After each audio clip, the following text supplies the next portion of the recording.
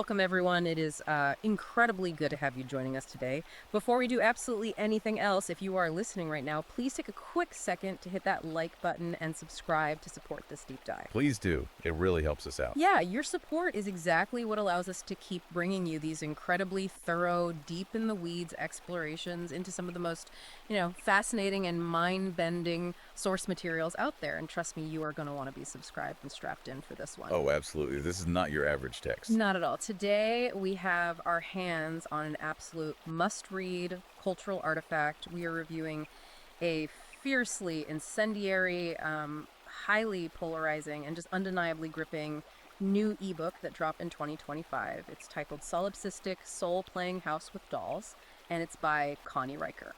A title that really sets the tone right out of the gate. Right. And I'm telling you right off the bat, having spent the last week completely immersed in these pages, to truly believe the sheer extremity and the raw, unapologetic nature of this text, you really need to buy it and read it for yourself. It is a dizzying, wild ride. It genuinely defies simple categorization. It's a text that demands you sit up and pay attention, even if just to marvel at the sheer audacity of its premise. Right. But before we get into the weeds, we need to set the stage for you, because context is everything with a book like this. Definitely. This ebook is explicitly written for a very specific extreme demographic. The target audience here is a female supremacist feminist readership.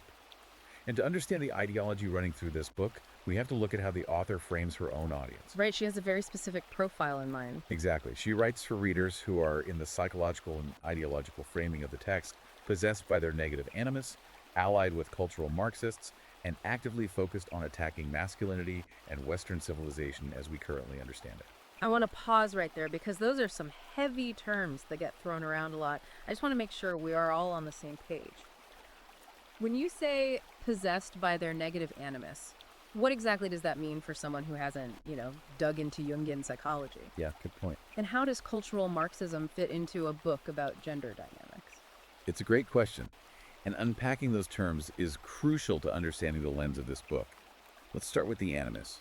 In Carl Jung's analytical psychology, the animus is the unconscious masculine side of a woman. Okay. Normally, it's a source of assertiveness, logic, decisive action.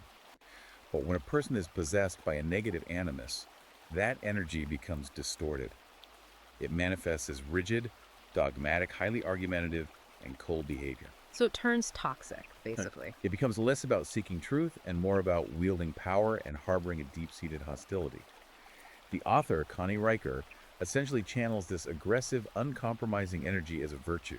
So it's taking what psychology might view as a destructive internal imbalance and weaponizing it into a completely unapologetic worldview. Precisely. And that ties directly into the cultural Marxist element. Classical Marxism focuses on class struggle. The workers versus the wealthy owners of capital. Right, the bourgeoisie and the proletariat. Exactly. Cultural Marxism, as it's applied in this specific ideological context, takes that framework of oppressor versus oppressed and applies it to cultural dynamics, specifically gender. Ah, I see. In Riker's book, men are framed as the bourgeois hoarders of historical and social capital, and women are the exploited proletariat. Therefore, any action taken by women to dismantle, extract from, or subvert men is not seen as cruel. It's seen as a necessary, justified revolution against an oppressive ruling class. That makes the framing make so much more sense. Yeah. It's important to note, too, that the author herself includes a disclaimer right at the beginning of the book, explicitly stating that this work is intended as edutainment. Edutainment, that's a very specific word choice. It is. She's deliberately blending a radical political manifesto with satirical extremism and raw ideological warfare to create something highly combustible. Which brings up a really important point about how we are approaching this today. Look, this book has sparked intense outrage from both sides of the political aisle. It is a massive lightning rod. But our goal today isn't to take a side, to condemn, or to celebrate the text. We are absolutely neutral here. 100%. No. We aren't endorsing the viewpoints of the author, Connie Riker, nor are we endorsing the viewpoints of her target audience. Our mission is to actually open up the pages, look at the mechanics of the arguments, and impartially report on what is making this highly politically charged content so explosive. Right. We want to synthesize the ideas, the concepts, and the wild anecdotes exactly as they are presented, Yeah. and just analyze the underlying patterns. Exactly. That objective distance is really the only way to dissect a text this charged for you guys. In a world of information overload, being able to critically examine extreme rhetoric without adopting its ideology is a vital skill. I couldn't agree more. Okay, let's unpack this. Here is how we are going to navigate the book today. The core philosophies are broken down into a few truly staggering concepts. We are going to start by looking at economic extraction and this idea of a dollhouse reality. That's chapter 1, right? Yes, right at the start. From there, we'll examine what she calls the double bind and the weaponization of male vulnerability. Then, the text takes a very dark turn into biological and historical erasure. And finally, we'll explore the incredibly chilling concept she calls woke witchcraft. It is a dense roadmap. It really is. Let's dive right into that first concept, the dollhouse reality and the economics of extraction. The very first chapter introduces this idea that the female reality is the only one that actually matters, which leans heavily into the philosophical concept of solipsism. Yeah, solipsism is traditionally the philosophical idea that only one's own mind is sure to exist.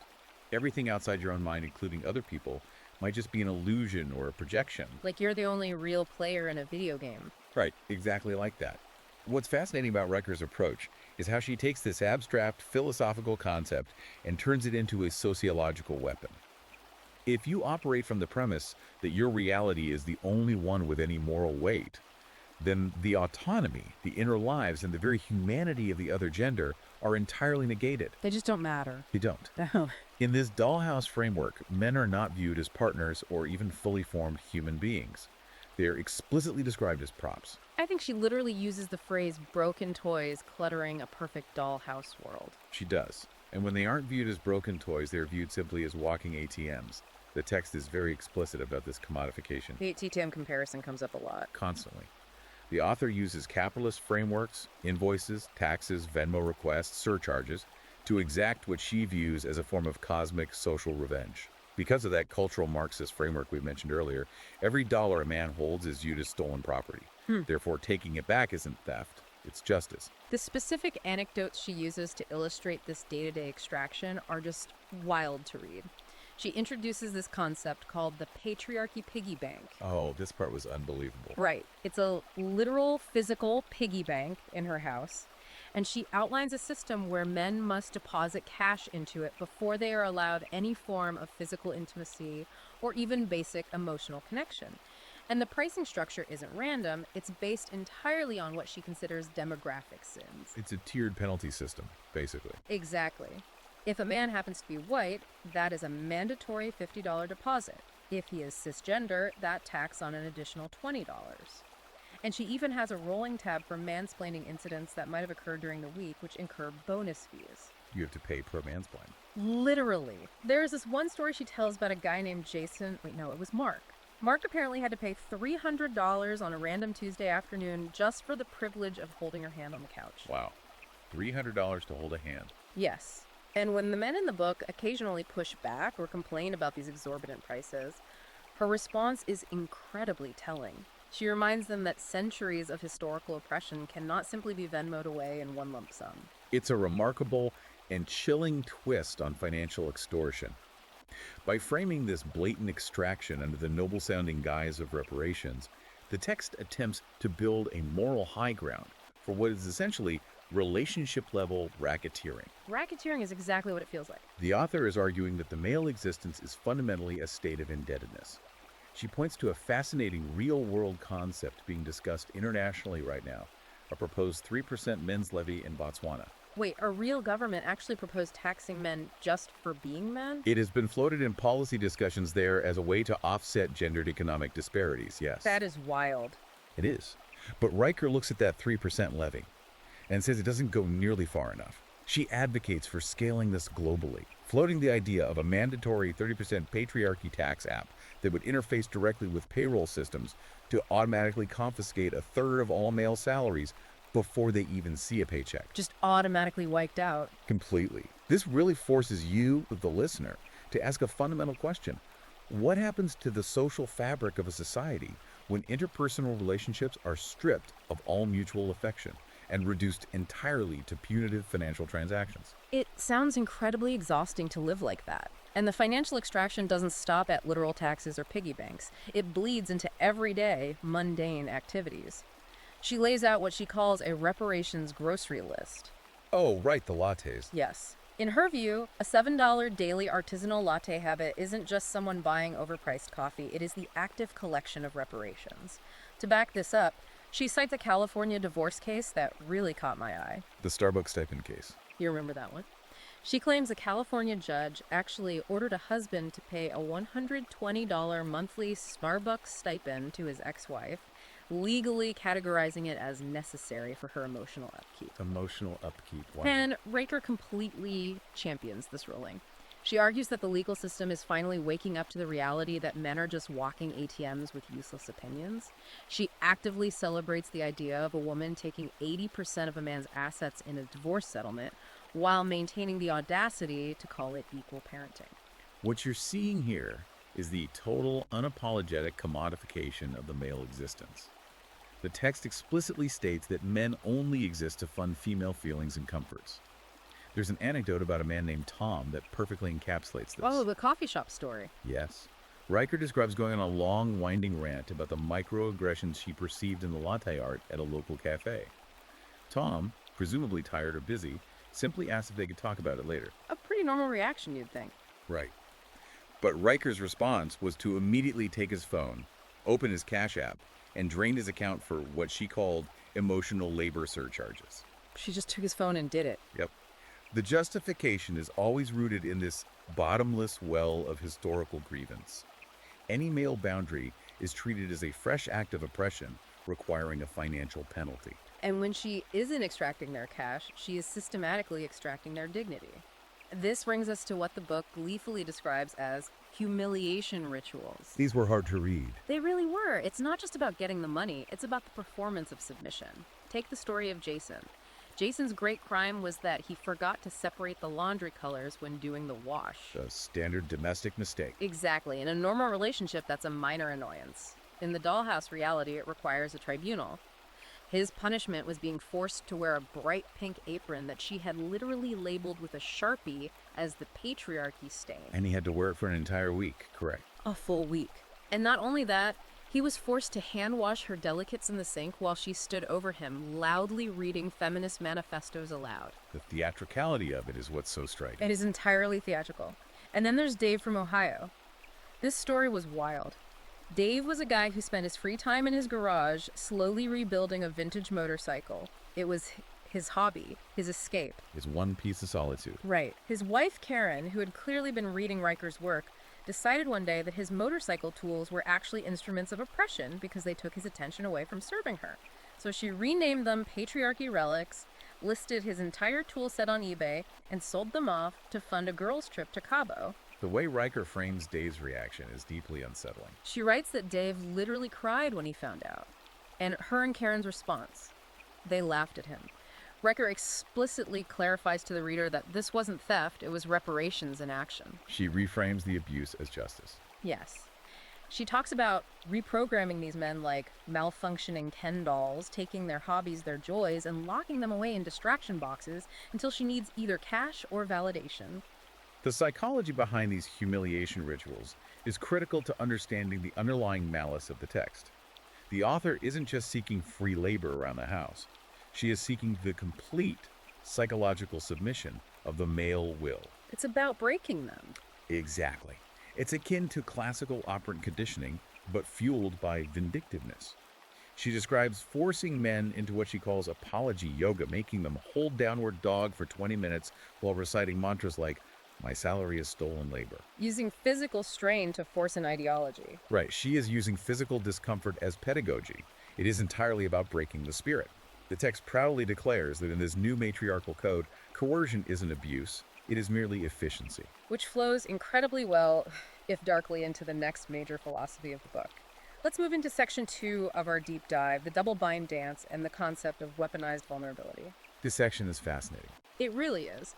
Riker refers to this tactic as Schrodinger's macho, and after reading it, I think it might be the most insidious psychological warfare in the entire text. I would agree with that. The core concept here is the aggressive demand for male vulnerability, begging men to open up, to cry, to share their deepest insecurities, only to absolutely crush them the second they actually let their guard down. What's fascinating here is that this is a widely observed phenomenon in modern gender dynamics, but what makes Riker's text unique is her open admission that this is not accidental hypocrisy. Right, people usually think it's just a societal growing pain. Exactly. Often we assume that when society asks men to be vulnerable and then rejects them for it, Yeah. it's just a misstep. Riker says no. It is a meticulously crafted, deliberate strategy. A feature, not a bug. Precisely. The double bind is designed to leave men perpetually wrong-footed and anxious. If a man is strong, stoic, and traditional, he is relentlessly attacked for upholding toxic masculinity.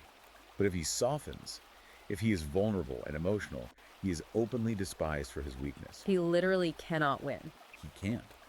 By making it fundamentally impossible for a man to ever behave correctly, the female power structure maintains permanent, unchallenged leverage. You see this play out brutally in the corporate example she provides. She outlines this recurring motif of tech CEOs. She uses placeholder names like Mark or John, who attend these modern corporate DEI or diversity, equity, and inclusion workshops. The corporate boardroom is a major battleground for her. Absolutely. During these all hands meetings, these CEOs are heavily pressured by facilitators to show brave vulnerability. So, under pressure, they open up. They might cry in front of their staff about the stress of leadership, burnout, or the pain of having to conduct layoffs. And how do their colleagues react in the moment? Oh, to their faces. In the room, they are showered with praise by their female colleagues for their stunning emotional intelligence. But the reality behind the scenes is entirely different. Completely different. Behind their backs, those exact same colleagues who praise them are immediately filing HR complaints. And within weeks, these CEOs are quietly ousted by their boards, cited for unstable leadership, lack of stamina, or being emotionally unhinged. It's a complete trap. I remember there was a striking statistic she pulled regarding this fear in the corporate world. What was the data she was referencing there? She points to data from the Harvard Business Review, which claims that 72% of male leaders actively fear this exact trap. They are terrified that displaying vulnerability will be weaponized against them professionally. And Riker's response to that statistic isn't empathy. Not at all. Her response is, good. They should be terrified. This is where the text reveals how corporate HR departments are being utilized as ideological battlegrounds. She talks about leaked memos from massive companies like Amazon, right? Yes. She details internal communications where male managers are actively instructed to step back and reduce their visibility so that women can shine. It's framed as allyship. But during the next promotion cycle, those exact same men are fired or passed over, with the official reason being a lack of initiative or poor leadership presence. It is a classic, inescapable catch-22. It is. The author relishes the schadenfreude of this corporate blood sport. She observes that female managers will promote men who know how to perform vulnerability correctly, like a trained SEAL doing a trick, but will ruthlessly terminate them the moment actual messy human weakness is displayed. And if it's bad in the boardroom, it is devastating in their personal lives. She dedicates a whole section to what she calls the therapy trap.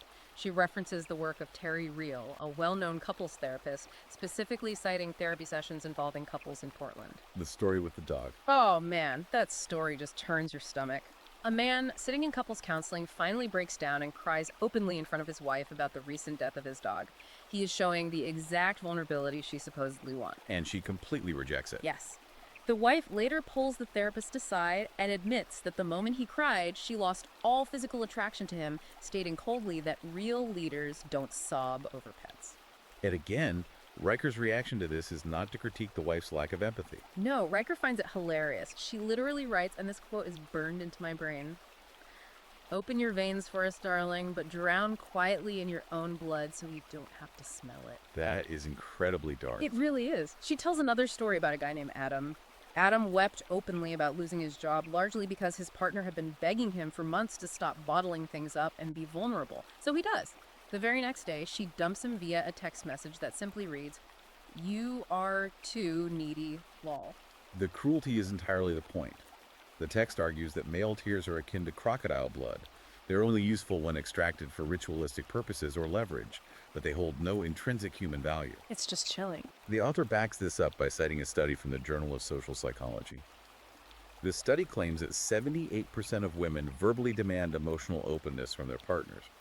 However, the study also notes that 68% of women privately admit to losing respect for or outright dumping partners who actually cry over significant life events like a job loss. So the data actually supports her tactic. Yes, and Riker embraces this cognitive dissonance with open arms.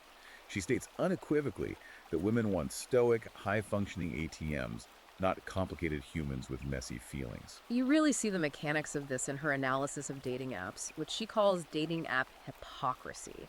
The data she pulls from Tinder and Bumble is fascinating, if grim.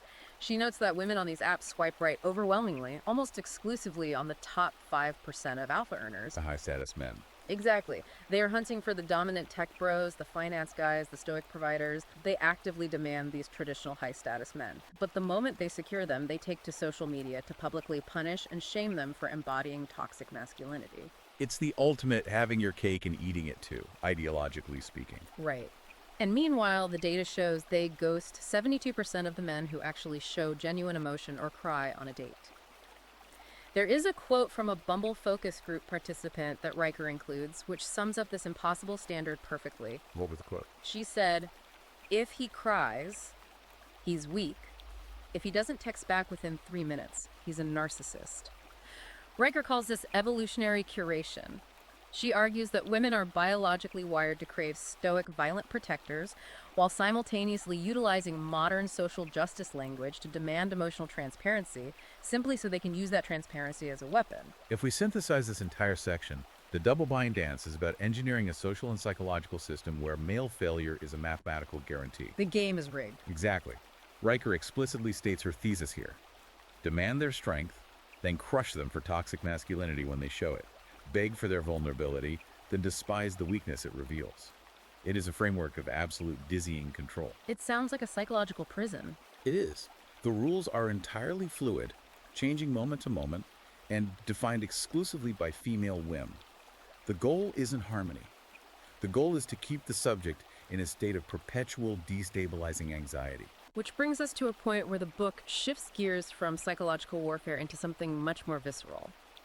We're moving into Section 3 Sacraments, Witchcraft, and Biological Warfare. This is where the text gets extremely intense. I just want to warn you, the listener, this is where the text crosses into deeply controversial, highly provocative territory regarding biology, reproduction, and abortion.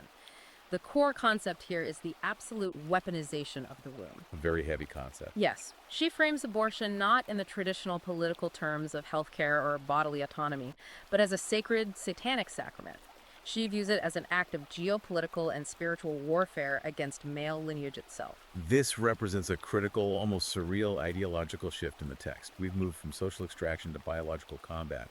The author is taking a biological function and elevating it to the level of an occult holy war. Occult holy war is the perfect way to describe it. The imagery she relies on is deliberately, aggressively inflammatory. She blends the rhetoric of radical second-wave feminism with overt occult symbolism. You have to understand the utility of this. It is designed for maximum shock value. She wants to offend. She wants to terrify. It is intended to terrify established traditional and religious structures by framing the female womb as a sovereign, hostile nation with the absolute right of refusal, and framing the act of termination not as a medical procedure, but as an exorcism of patriarchal control.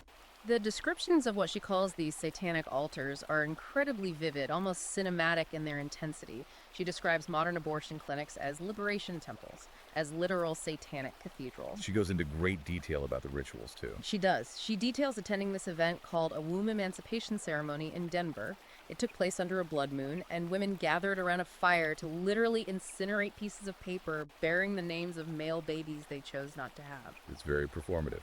Very. She specifically mentions burning the name Joshua because she says it has too much biblical, patriarchal energy, and the name Kevin, which she bizarrely claims carries inherent incel energy. It's an incredible projection of adult political anxieties onto the unborn. It really is. She also talks about these underground rituals in Argentina where activists gather to chant to Lilith. The mythological first wife of Adam. Right, the one who was cast out of Eden for refusing to submit. She says they use inverted crosses and declare loudly that every terminated male fetus starves the patriarchy's future army. Riker summarizes this entire worldview with one brutal sentence. Men call it murder. I call it cancel culture for sperm. The rhetoric here is fascinatingly militant. The author views male genetic material fundamentally differently than the rest of society. She doesn't see it as a contribution to the continuation of humanity. She views it as an ecological pollutant. A biohazard. Literally.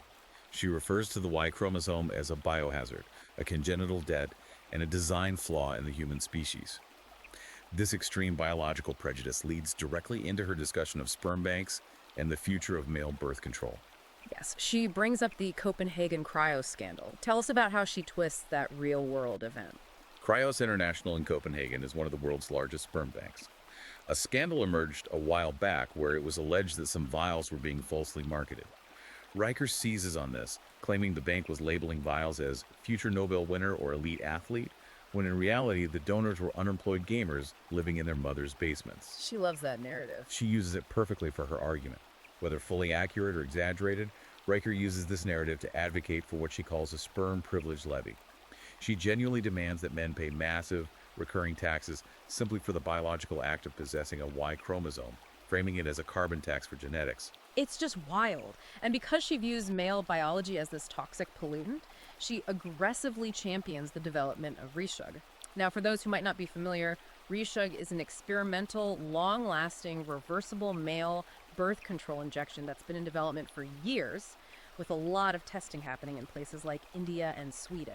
And it has faced a lot of scrutiny. A lot. Many men have expressed concerns about the safety, the side effects, and the threat to their bodily autonomy regarding mandatory medical interventions.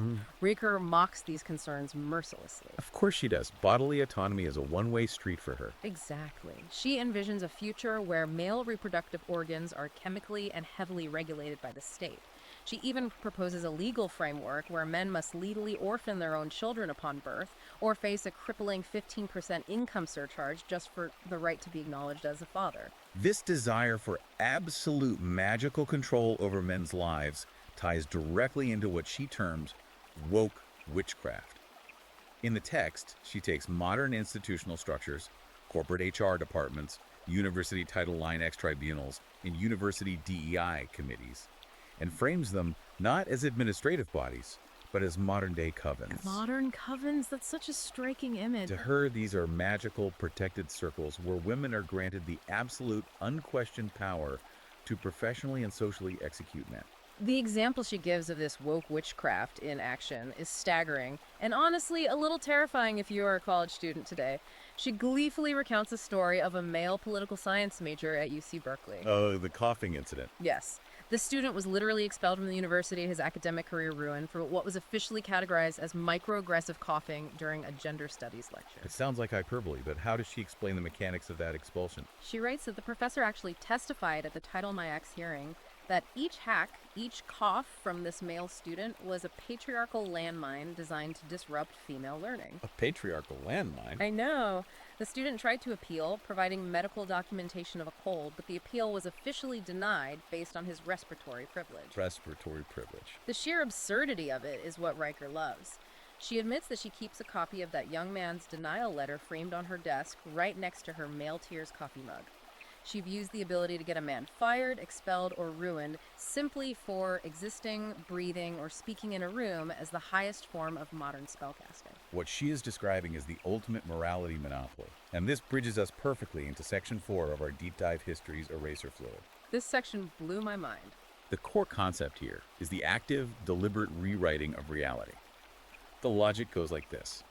If you control the moral high ground, which Riker claims women inherently and unquestioningly do, you don't just have the power to interpret history, you have the moral obligation to erase male historical achievements entirely and replace them with a fabricated matriarchal narrative. The way she describes doing this in the digital age is through what she calls the Wikipedia Wars. She details the actions of feminist coders who use a stealth app called Her Story. Her Story, replacing history. Right.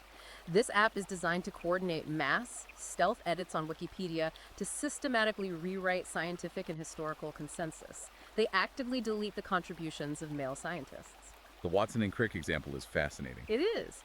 For example, they organized campaigns to credit Rosalind Franklin solely with the discovery of the DNA double helix structure, while editing the pages of James Watson and Francis Crick to label them as nothing more than data thieves in cargo shorts. The irony, of course, being that while Rosalind Franklin's vital X-ray diffraction work was historically undercredited, erasing Watson and Crick's theoretical modeling simply replaces one historical inaccuracy with another. But for Riker, accuracy is irrelevant. Power is the only metric. Exactly. Accuracy doesn't matter at all to her. She brags about campaigns to erase Tim Berners-Lee from the history of the creation of the World Wide Web, replacing his name with a vague dedication to anonymous womb supporters who made his coding possible. You're erasing the creator of the internet. Yep. And then she jumps the shark entirely into ancient history. She actually claims, and expects her readers to parrot this, that a group of her story editors rewrote the history of the Egyptian pyramids. This one was truly bizarre. They asserted that the pyramids weren't built by male laborers or architects, but were actually examples of uterus architecture shaped and inspired by the contractions of pregnant women. This raises a profound and disturbing question for you, the listener, to consider.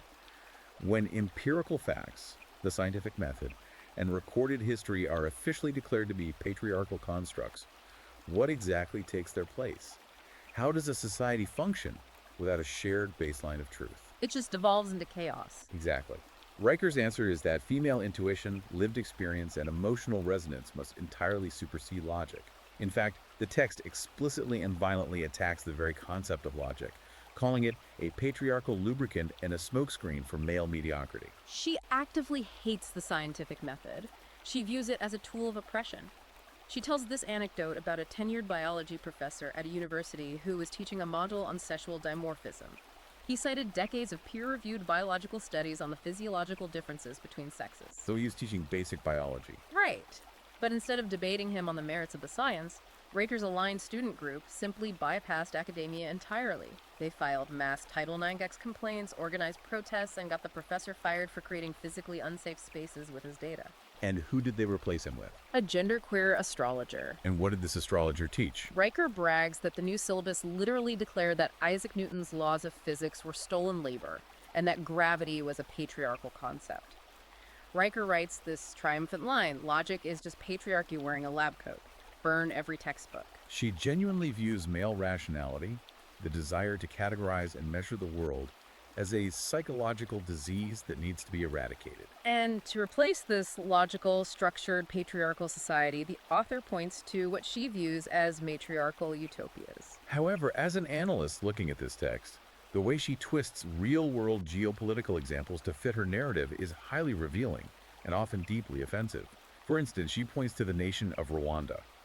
Today, Rwanda's parliament is remarkably over 60% female. That's a real statistic. It is. But Riker frames this demographic reality purely as a triumph of enlightened female leadership, successfully removing what she calls testosterone-poisoned decision-makers. But she completely ignores why that demographic shift happened. Precisely.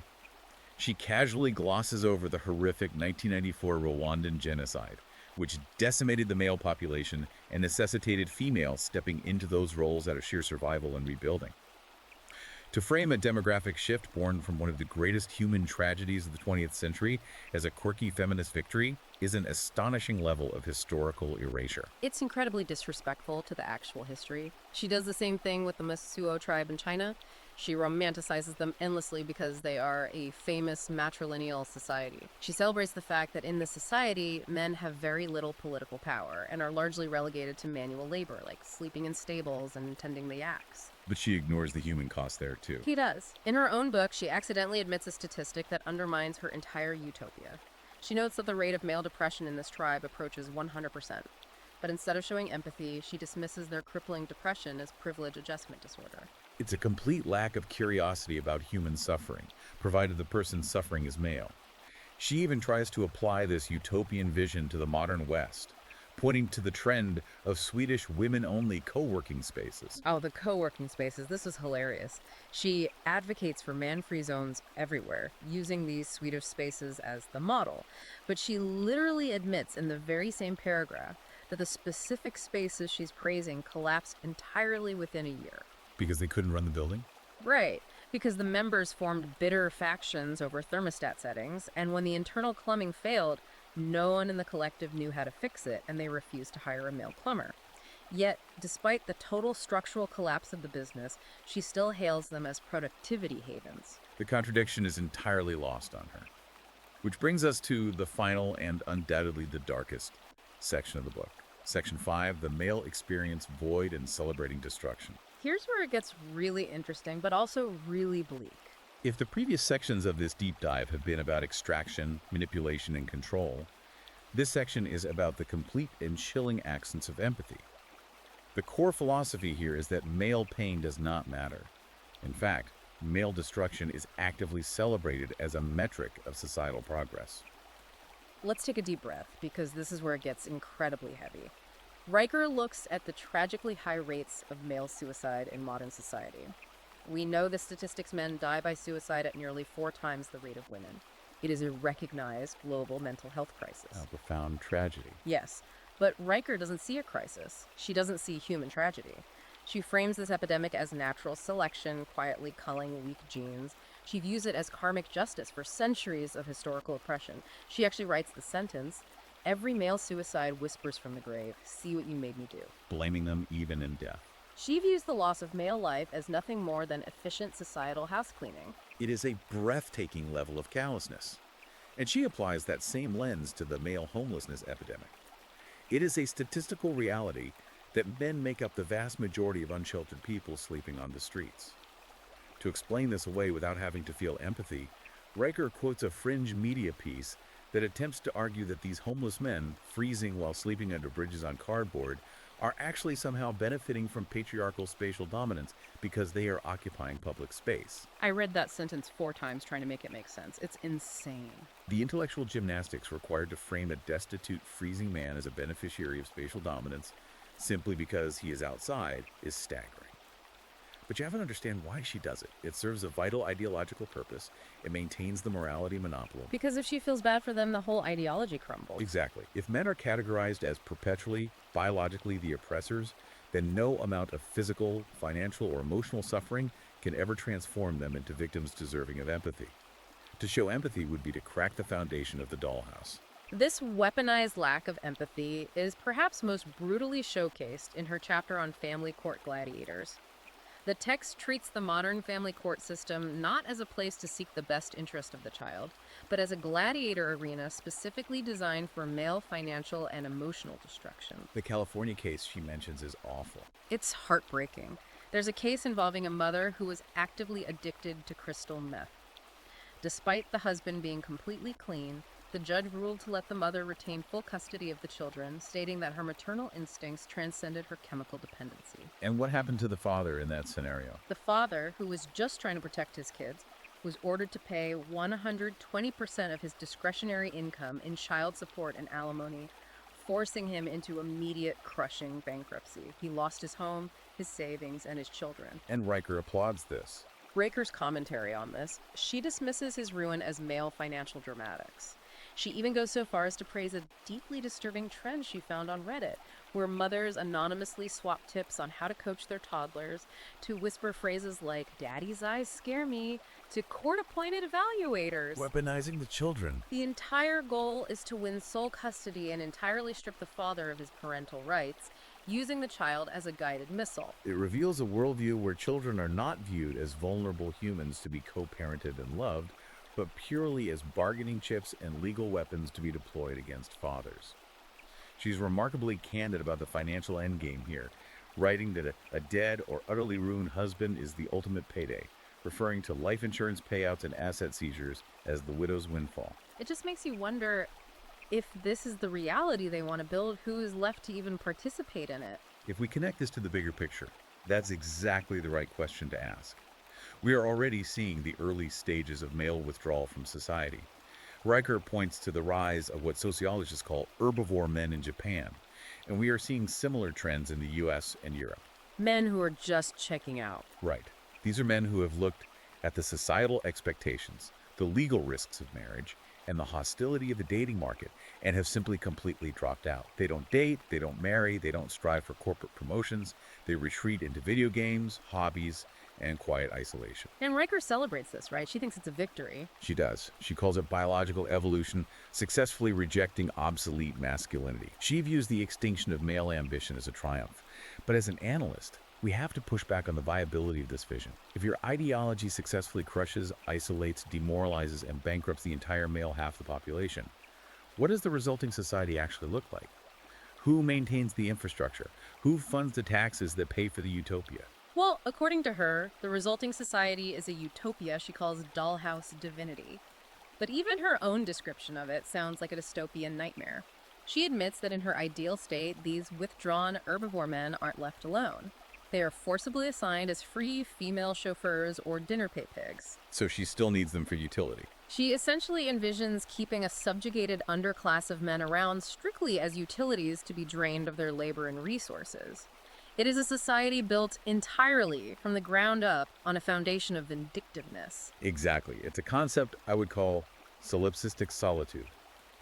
The author has constructed a worldview that is so utterly consumed by historical grievance and animus that the only path she can conceive of toward female empowerment is the endless cyclical punishment of men. It is a profound irony, and one that is entirely lost on the text. She's becoming exactly what she claims to hate. The author is attempting to build a progressive paradise, utilizing the exact same tools of oppression, extraction, and cruelty that she claims to be fighting against. You cannot build a utopia out of resentment.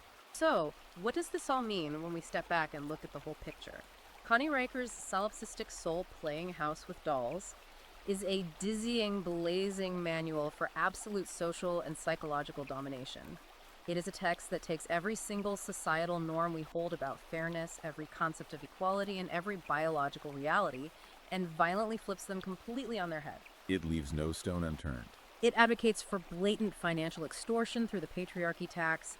It encourages psychological torture through the inescapable double bind of weaponized vulnerability. It frames the biological act of reproduction as occult warfare, demands the erasure of historical fact in favor of matriarchal mythology, and actively celebrates the physical and emotional destruction of men. As we wrap up this deep dive, I want to leave you, the listener, with a final provocative thought to mull over. As you process the extreme philosophy presented in this source material, ask yourself this question. If a society defines its ultimate empowerment and its ultimate success solely by how efficiently it can torture, extract from, and erase its counterpart, is it actually building a sustainable future? Or is it simply trapping itself in a highly profitable, endlessly bitter revenge fantasy? That's the million-dollar question. Ultimately, one has to wonder if this dollhouse that Riker envisions is truly a prison designed to punish men, or if in the end it's actually a prison for the women who have to exhaust themselves constantly maintaining the illusion of absolute unforgiving control. That is an incredibly powerful point to end on. Imagine the sheer exhaustion of having to view every single interaction with half the human race as a battle for dominance. Listener, as we stated at the top of the show, the polarizing, intense, and genuinely shocking nature of this text is something you truly have to experience to fully grasp just how far the Overton window has been pushed. You really have to read it to believe it. You do. If you want to dive into this wild piece of edutainment firsthand, and I really suggest you do just to see it for yourself, we highly recommend you check out Amazon Kindle and Google Play Books to buy the book.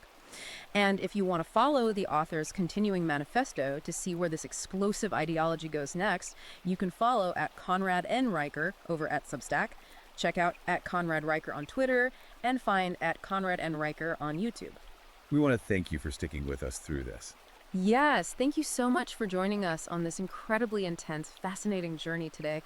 We covered a lot of heavy material, and we appreciate you staying with us through the deep end. Please, before you go, don't forget to hit that like button and subscribe to The Deep Dive so we can keep bringing you these thorough explorations into the most fascinating, controversial, and mind-bending sources out there. Take care of yourself, stay curious, keep questioning the realities presented to you, and we will catch you on the next one.